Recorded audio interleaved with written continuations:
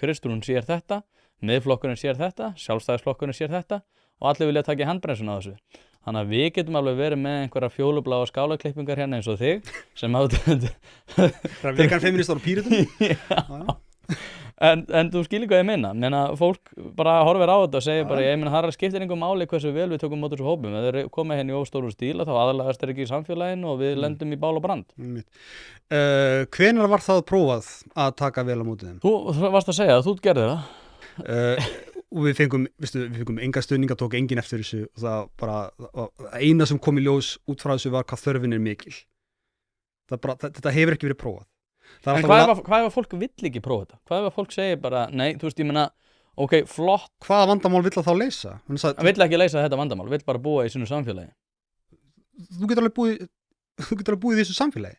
Nei, ég er að segja að fólk segir bara, heyrðu, ég ætla bara ekki að taka þátt í þessu, við ætlum ekki að taka mynda fleirum, hælisleitendakerfinu verður alltaf lokað.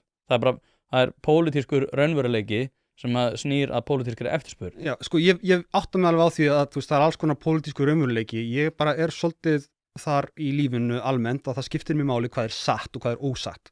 Hvað er raunverulegt og hvað er óraunverulegt, skilurðu. Þú veist, ef Guð er til, þá vil ég trúa á Guð. Ef hann er ekki til, þá vil ég ekki trúa á Guð. Það snýst ekkert það hvort að ég vil að Guð sé til eða ekki. Ég vil trúa því sem er satt. Og stundum það þannig að yfirþyrmandi meirihluti samfélagsins hefur rangt fyrir sér.